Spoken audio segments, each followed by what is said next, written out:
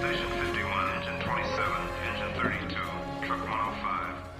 You're listening to The Fire Break with Steve Wolf. Hello and welcome back to The Fire Break. I'm Steve Wolf. As you know, Team Wildfire sponsors us here at The Fire Break so they can, get the word out that we're doing some cool stuff. But, what's really exciting is that so many people are doing cool stuff right now in the fire space. If I had said that we're going to start up businesses to deal with wildfires 10 years ago, people would have thought we were crazy. But now everyone knows wildfire and everyone's affected by wildfire. I've got some amazing guests with me today. As usual, all my guests are amazing, but these guys and girls are really cool. I've got Gadi Benjamini and Pomerantz, and they are co-founders of FireDome. Now, when I heard FireDome, the first thing I thought was Iron Dome, the way Israel protects itself from incoming attacks. Well, it turns out that there's a connection there. Gadi, welcome to the show. Adi, welcome to the show. How are you both? So tell me about FireDome. Is it just what it sounds like? Connection, and we're actually the methodology of protection that we apply in FireDome, and we'll tell you about it later on, is inspired by Iron Dome. And another fun fact is that one of Iron Dome's founding fathers is also on our team. So we're definitely inspired by the fact that we need to protect communities, cities, properties from wildfires the same way that Iron Dome protects us from missiles. So what on? So if your community burns down, it doesn't really matter whether it was a rocket attack or a wildfire or an intentionally set fire. Like, property loss is the same. So it sounds like you're saying if the consequences are the same, the prevention should be the same. Exactly. Spot on. Okay, so tell me, how did you all come up with the FireDome idea, and what exactly does the technology consist of? Well, we got to meet each other on a climate tech meetup, and the guy who arranged it all caught the two of us and said, "Hey, you are both from the same unit in the army, just talk together." And then we focused ourselves on the pain of wildfire, which is tremendous, and it has a lot of room for new technologies, as Team Wildfire is doing. And we thought it was in January 2024, when still in the war, quite in the beginning of the war. So Iron Dome was very active, and we were thinking, how can we utilize the defense methodology of Iron Dome to protect communities against wildfires?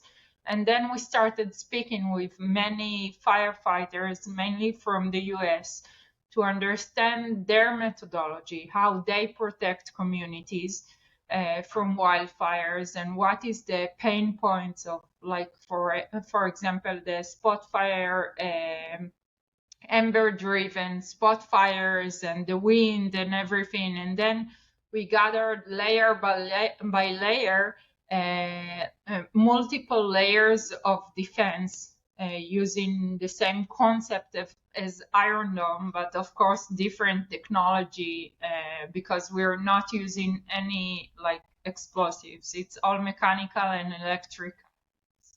Okay, so you're not trying to shoot down fires with missiles? No. Okay. We are for peace. Okay, no, I think you're more like the childhood experience of shooting things with water balloons. Yeah, more like this. But all right. Smart capsules. So smart capsules, huh? Yeah. All right. So tell me how that works. It's a detect and response combination technology. Exactly. So we have our launcher, which is mechanical, and it has a range of 1/4 mile. It sits inside the property of the customer. This could be a vineyard or a resort or a neighborhood. So it sits inside, and then it's in a sleep mode. And when wildfire is coming towards you in the area, when you get the text of please evacuate, so the system gets an external alert and then it wakes up. First, we build a fire break as your podcast. So we build a fire break around the property using eco-friendly fire retardant. What we do is we throw a smart capsule, which is about 10 gallons of eco-friendly fire retardant that opens up in the air in specific location and rains down the fire retardant at the border of the property. And then it builds up the protection layer. But then there are some embers that can fly above it and enter into the property. There we apply detection automatically that detects hotspots and suppresses it within seconds. There we can have like a water capsules. Now we don't need the fire retardant. We just throw a water capsule to be initiated right above the spot fire and suppress it within seconds before it gets spread. And then we have like enough inventory to actively protect the property for weeks until the firefighters, they take control of the fire. We do not suppress the wildfire itself. What we do is we protect the property of up to 100 acres. And the firefighters, they gain control of the fire and stop the risk. Okay, so that 100 acres, that's per unit? Yes, right. Okay, and it's a fixed installation. Right. So you choose what asset you want to protect, you install the FireDome technology there, and then you have a 1/4-mile radius for protection. So how do you detect the hotspots, and how small a hotspot can you detect? So we have several detection layers. First, we have radiography. Like we have like a thermometer that scans the area and gets the hotspots. Then we have a set of cameras, both visual and long wave IR, that do triangulation, meaning they know the exact position of the hotspot, and they use detection like AI to detect either this is a barbecue, so we want you the capsule to rain down on it, or actual spot fire to suppress. I see. So, and we scan the area like 24/7. We look for threats or a false alarm. I see. The system can distinguish automatically. Okay, so is this a system that like a resort or a hotel could use to enforce their no smoking policy? Well, it would be a very rude way to ask someone to put outfits in, like, right in the middle of August. Like. Yeah, I told you we mean it when we say no smoking. Right. All right. So that's a fascinating system. So you have to determine the distance between the FireDome unit and the hotspot, and then you have to calculate the parabola to. Is that a parabola? Yeah. It is. Okay. We can also deal with high winds because, we can sense, like we have sensors for the wind direction and speed, and then we take it into consideration, and then the path is pre-adjusted to take it into account. So we can still have the rain down in specific location very accurate, even though there are winds and other conditions. I see. And so essentially you could describe this as a mortar system, but instead of launching mortars, you're launching water balloons. But the technology of how it's launched. Smart capsules. Yeah. Smart capsules. Yes. Yeah. What do you call it? It's like a mortar catapult. Yes. Very, very advanced one, obviously, automatic. Of course. Reliable and has very good accuracy. So, yeah, And how And big is the water balloon? it's mechanical and electrical.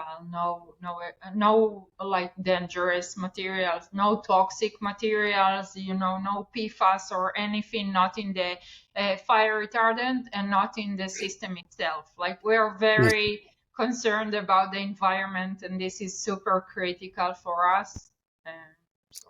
Well, I'd love to find out where you find water that has no PFAS in it. Water? Yeah, if you're just filling it with tap water, a lot of that has PFAS in it. So it's pretty widely spread. But I know you're not intentionally adding any. Issue of concentration, Sure. Also, medicine and poison is the difference is the concentration. That's exactly right. Exactly. So how many gallons per load? How many gallons are in the balloon? Gallons, and we 10 can gallons? have one thrown every few seconds. So we get to a deployment rate of very high. For example, for a helicopter, it needs to go load water, then it reloads all at once, and also from high heights. And we have like a very high rate, and we deploy it in a lower surface, like lower height, so it's more accurate. So the deployment rate is more like, on average, it's about the same, but the accuracy and the effectiveness is much more than helicopter. And at what distance above the ground is the So rupture? we can control it. We can control it, and it's like automatically decides where to launch. So you can either have it 5 meters above the ground, like 15 feet above the ground, and then have it accurate and relative small ellipse. More concentrated.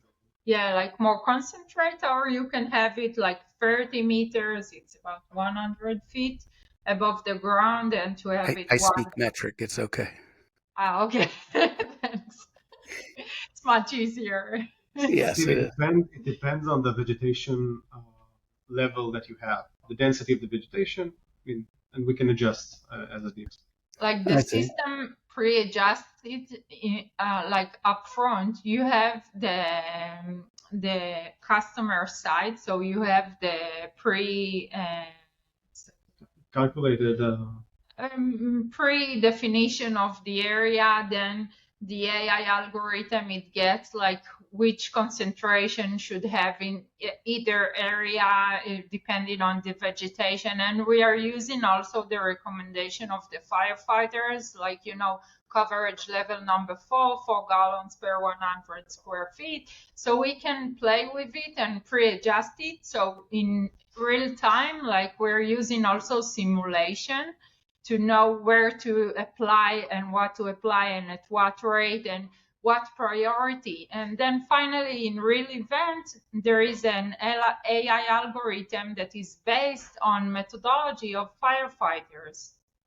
I see. And priorities. And so is the AI aspect proprietary, and can it be interoperable with other systems? Because right, if you're looking at a hotspot and you're figuring out what the flame progression of that flame front's going to be, so that you can get out in front of it. Well, firefighters would want to know where that spot is too, and if the fire gets too big for your system, helicopters need to know what's the best spot also.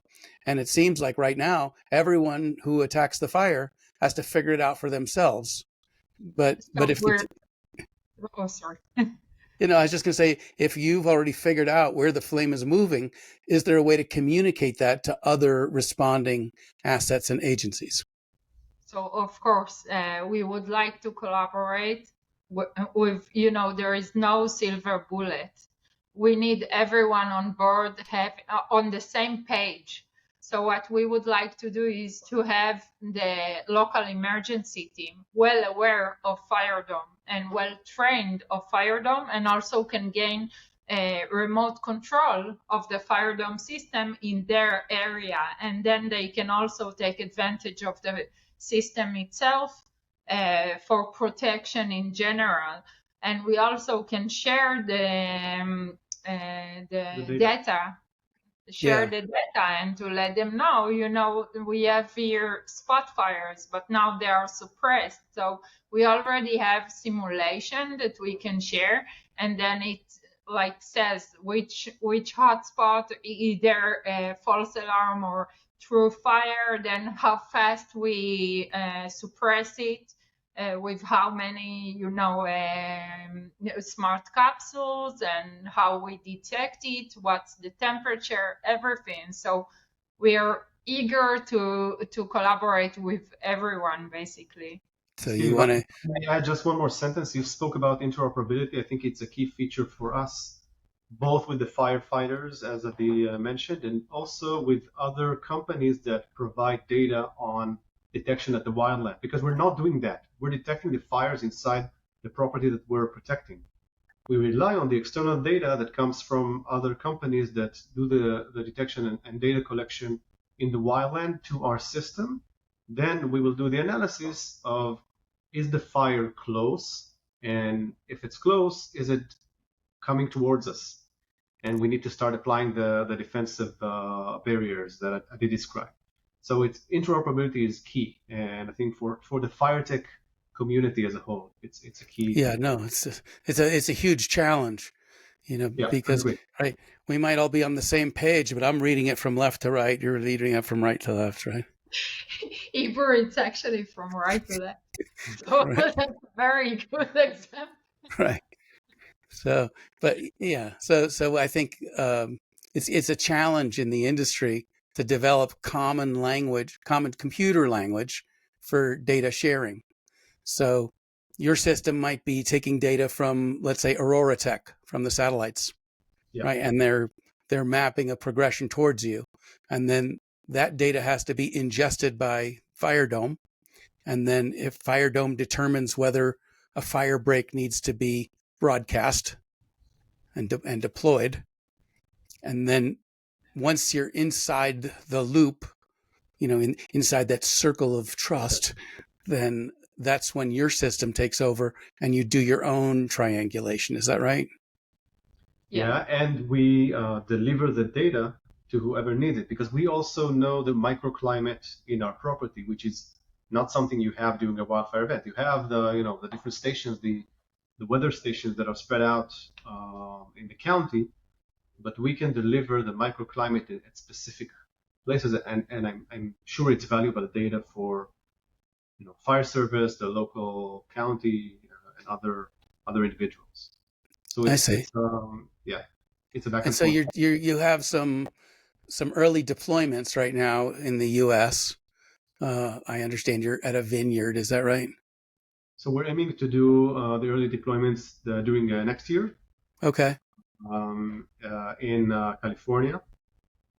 And we're working with vineyards, we're working with HOAs, resorts, utility companies. And have you determined yet how much it costs to install a system? You mean well, I hope you know what it costs, but for the user, have you determined that with your customers? So it's not an exact number, but it's going to be in the range of low six figures per year at the lease basis model. Okay. That is the ballpark. Yeah. So it could be $300,000-$400,000 to put the system in, or do you do that as a subscription? It's going to be a subscription. We're going to offer several models, but I'm guessing the more dominant one will be a subscription-based model. Yeah. Okay. Yeah. No, I mean, we're looking at the same thing: a subscription-based spraying of retardants for the boundaries of a community, for the common spaces, and for large lots. Exactly. Yeah. So no one's really rated how installing a FireDome system might impact your insurance. No, not yet. We are in discussions with several insurance companies in the US, and mainly, understanding with them together what type of models or strategies can we work together with the communities and with the insurance companies. So it can range from different models, like even get a policy if you're uninsured, and we know that a lot of assets, properties in California, and I'm guessing that also in Colorado, are uninsured because of the wildfire risk. So that's one model.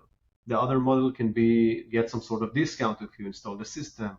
Another model can be inspired by what the insurance companies do with private firefighters, like offer them as a service, like a premium service. We're now in the stage of understanding the different models, mapping them out, and figuring out which one will work best once we have the system up and running. So that's a process we're doing now. So I'm guessing what you concluded is it's really complicated. Yeah, the insurance industry, I think, I'm not sure complicated, but I think because of the LA fires and other wildfire events that happened in the last few years, they kind of are trying to figure out what are the correct strategies to work with communities are. And we want to integrate ourselves into these processes. And there's a lot of money involved, obviously, because the losses and damages are immense. Only the LA fires, as you must know, $250 billion at least damages. So the insurance industry needs to figure out how it, revives itself or comes back from the LA fires and other events. What is the most correct way to do it? And we want to be part of that process. Yeah. Well, it looks like homeowners are, they pay the emotional price for losses, but insurance companies pay the financial price for the losses. And I wonder why, maybe you have some insights, why insurance companies aren't funding the research to start companies like FireDome and Team Wildfire. Those should be initiatives led by the companies that have the most to lose. Instead we're having to knock on their door and trying to convince them that preventing fires is a good thing with much more advanced technology than the way they do it right now. I agree with you completely. I think two things. One, again, at least in California, from the research that we've done, a lot of properties and homeowners are not even insured. They won't get policies because the high risk. So they have to pay if they have damage. I think 85% of the Palisades damaged houses were not insured. Okay, so it's not only the insurance company. I mean, people want to have, from talks we've had with people that were harmed in the LA fires, they want to have control of their own fate. They have real systems, real protection, like your system and our system, on site to make sure that they don't have to. Obviously, they don't have to rebuild their house or buy their properties again. And they don't have to chase insurance companies in case they weren't insured. They want real solutions. And I think insurance companies, I agree with you, they have to find the way to fund technologies like ours, R&D on technologies or deployment of technologies like ours to make sure that their risk is lower in the long run. And I think they're more open to that. Again, we have to go to them. Some of them are approaching us, but most of these are like we're talking with them. We're trying to get them to work with us. Hopefully, it will be it will evolve. But if they will have to change their approach, and we're starting to see that. Saying it cautiously, we're starting to see that. I think it will have to be kind of a bottom-up process. We go to the more local carriers and insurance companies, and it will have to be a top-down process from the feds, from the county, from the states that will enforce the insurance companies to do these kind of processes and adopt more technology. It's a long-term process. It's not very, very fast. Yeah. It really brings up the idea that managing wildfire, for folks like us, we look at it as a chemistry and a physics problem, but more endemically, it's a policy problem. Yeah. And hey, would it be more politically correct if we said, instead of saying we're uninsured, we're saying I'm self-insured? Self-insured, yeah. But self-insured implies that you can afford to rebuild out of your own pocket, which is really not true, right?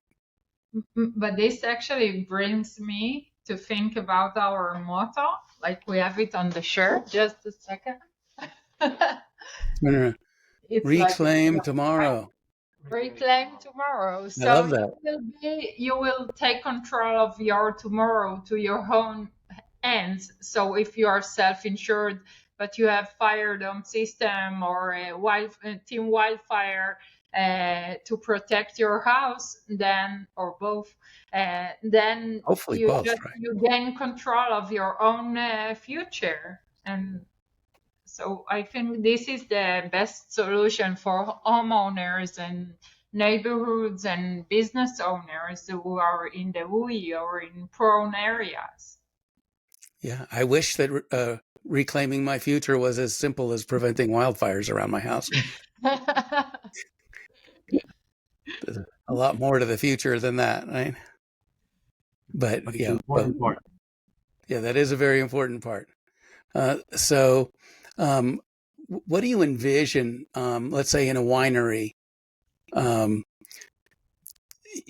let's say you're, and I don't know what the spacing is on the grapes. They look like they're not usually close enough that you'd see fire spread throughout an orchard, maybe under severe wind conditions.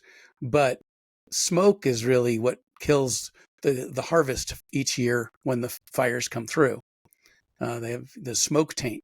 So right now, there's a lot of emphasis on predicting, if the fire's here, then in a half an hour, it's going to be there.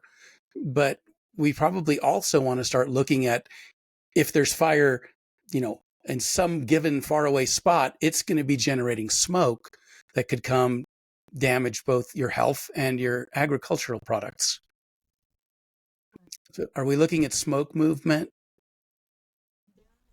Companies that are working on eco-friendly and also non-toxic materials to spray over grapes. It's under R&D, not us, but we collaborate with them. It's under R&D testing. And for us, we have like the perimeter, like the surrounding fire break to keep the fire away from the grapes, but it won't stop the smoke.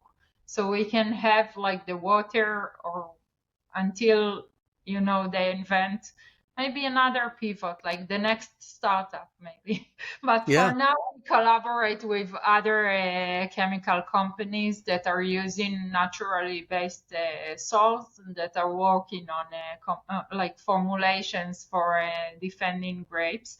And we will have the best way to apply it during the fire before the smoke comes. Yeah, A lot to consider.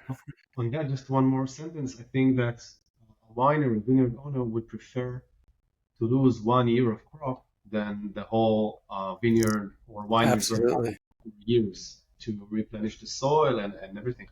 So I think smoke taint is a very important topic, and as Adi said, we are trying to find companies that work on materials that can cover the grapes and protect them.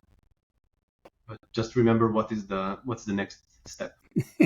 Let me ask you, in the life of a startup company, it's a big Ferris wheel of ups and downs. What's been the hardest part for you, and what's been the surprisingly easiest part? Wow, that's a good question. Maybe, or none of it was easy. I don't know. So first, it's a roller coaster, like you said, and it's really ups and downs. I think for the fact that we're in Israel and not in the US, that's something that is, for me, traveling and going, it's very, very important to be in the US. And that's a challenge because we can't travel all the time. That's like on the on my ass, on the challenge. I think what is a very, I'm not sure it's a surprise, but I think that the community of FireTech, and we saw it in Red Sky, Steve, when we were there last year, and we see it. I saw it in the IFC. Both of us were in the IFC different conferences. We see that the community is growing, and the firefighters and the chiefs want more technologies integrated. I think this is very, very important to work with the fire service, and they're very receptive to it. They're very open to it, and it's heartwarming. And we're trying to get more and more entrepreneurs here in Israel to do fire tech, because we had wildfires last week, two major wildfires, a few days apart.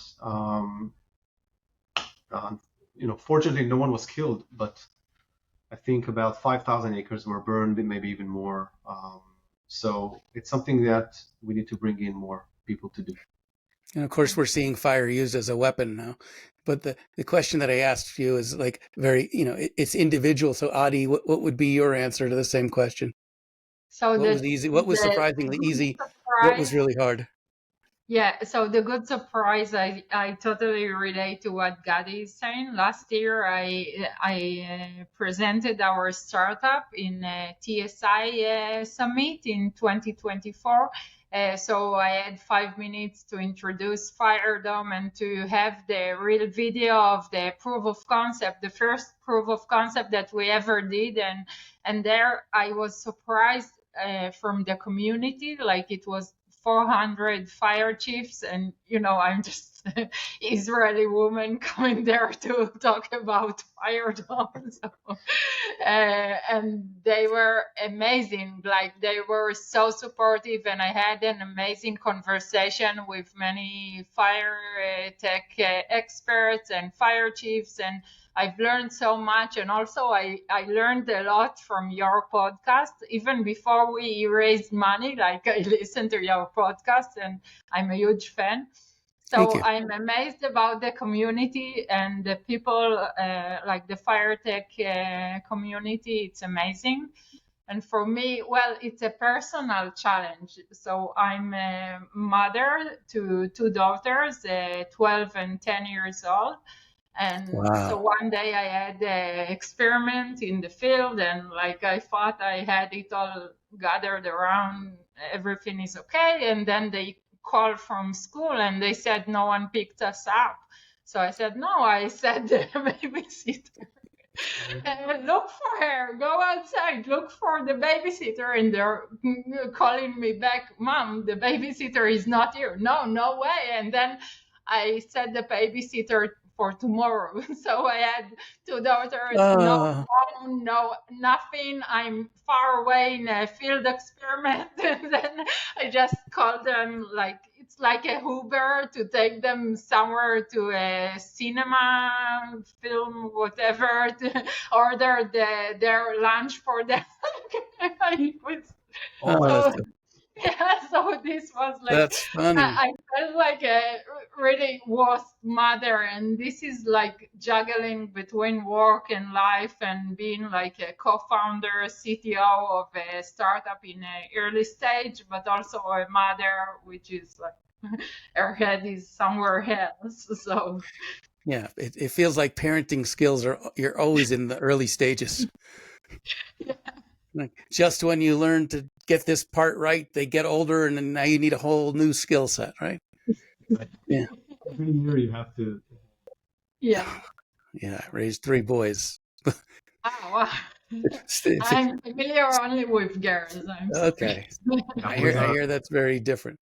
But I'm glad that you found that there was such a warm reception, in the fire community.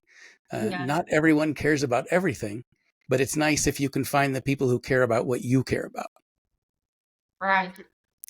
Wow. So what's next? What is your next big challenge?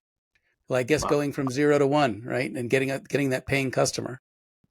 I think so. We have another very important goal is to do the demo, the demonstration of the system, the first system here in Israel in a few months. And that's the pivotal moment, a pivotal moment for the company. And then, deployments in the US, like you said, next year. It's gonna be a rough ride, but we're enjoying every minute of it. I mean, it's an adventure, yes. It's such a huge, for all of us in this community, the impact is so clear and so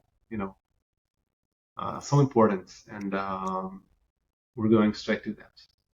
I'm wondering if there could be a smaller tier unit that would be more of the residential size than the community or the HOA size or the winery size.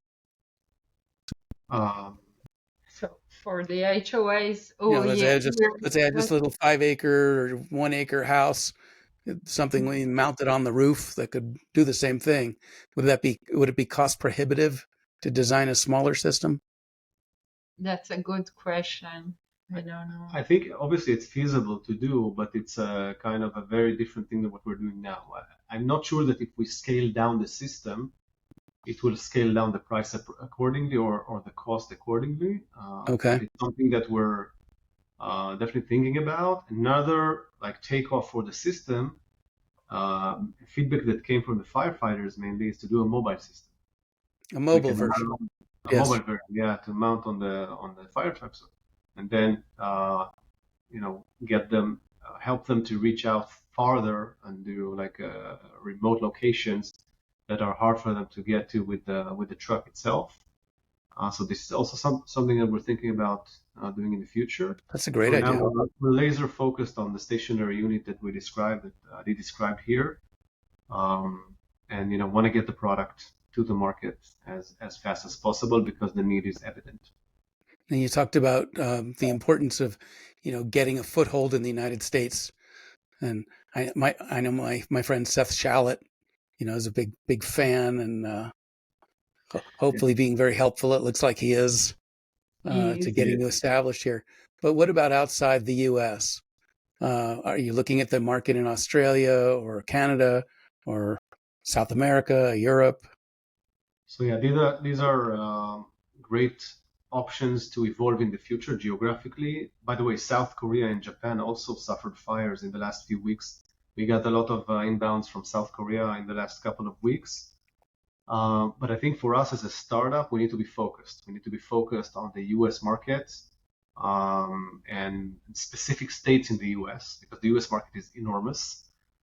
And then later on, once we've established the mass production and the sales and marketing and everything in the US, we can expand to other geographies, such as you mentioned, Europe, Australia, Canada, South Korea, Japan, Asia, Australia. And yeah, it's definitely in the roadmap later on. I see. Now, it seems like when you're trying to sell to an HOA, or there's a lot of people involved in the decision process, right? They have to explain it, they have to vote on it, and the easier sale is when you have less people in the decision process. And I'm wondering, high net worth individuals, people who have a lot of money, paying $300,000 or $400,000 a year to protect their ranch in the mountains in Colorado, not a big deal for them. Is that a market that you're also pursuing? Definitely. And just HOAs, I think what we found, at least in some HOAs, is when there's a strong board of the HOA, 3 individuals, 5 individuals, and we can buy them in and persuade them, then that's enough. We don't have to go and speak with all of the community members or the HOA members to approve. So this is for some HOAs, not for all of them, and it's some regions don't even have HOAs. So we need to convince one individual that will be kind of an advocate with his neighbors to make sure that they're all bought in. And in that sense, if we have ranchers or vineyard owners or resort owners or utilities, that could be maybe an easier sales process. But for now, we're kind of looking quite broad. Yeah, I mean, you have to just put out the idea and then see who's interested first. Whether it's military bases or power plants, nuclear sites, so many places, every place needs it. The question is, who's going to write the first checks? Yeah, exactly. And that's what decides whether you're here next year, right? It doesn't really, right? It's up to you. Yeah. Just That's need great. to discover. So let me ask a question with regard to the Fire Breaks audience. We have a good sized audience of people who care about the same thing you care about. Are there organizations or individuals in the audience, that could be able to help you? And what type of help would that look like? Yes, I think several groups, and Adi, feel free to add. One is, as you mentioned, individuals who have properties in high wildfire risk and want to be part of our kind of design partnership program and priority list for the first products. That is something that we're doing with several customers now. We're doing an evaluation, simulation of fire behavior on the property. We integrate them with some aspects of the design process, understand their needs, their constraints in the property. So this is something that is very engaging process, very important process for us. And we have several individuals that are on, and we're inviting more. That's one group. The other group are obviously the fire service, the fire chiefs, who are, their knowledge and experience is invaluable to us. It's super important for us, and we're doing a lot of talks with them, and the more the better. We learn from each and every one of them. I think these are two main groups that come to mind. What about you, Adi?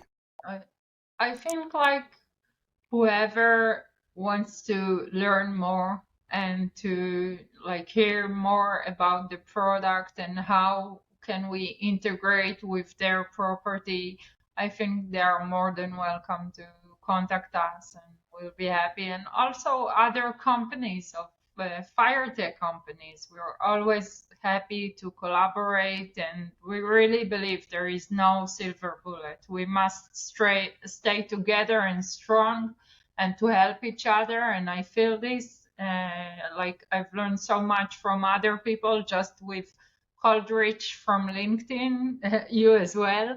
So I think this is great community, and just keep on working together. I'm just super excited about what you built. When I was building my giant rubber band powered water balloon launchers, I was wishing for something like this. I think Exactly. give us military precision on the water balloons.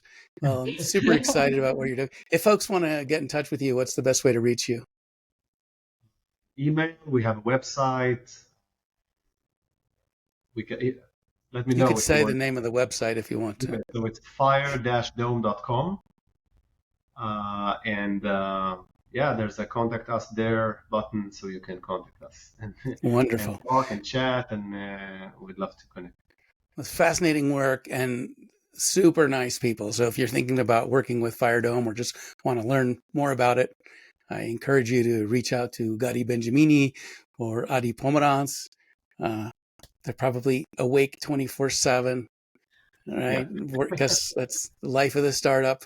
But definitely explore that. It's fascinating technology from some really nice people. Thanks for joining me today on the Fire Break. Thank you, Steve. Thank you. It's a pleasure. You bet. You've been listening to the Fire Break. I'm Steve Wolf. We'll see you at the next one. Take care.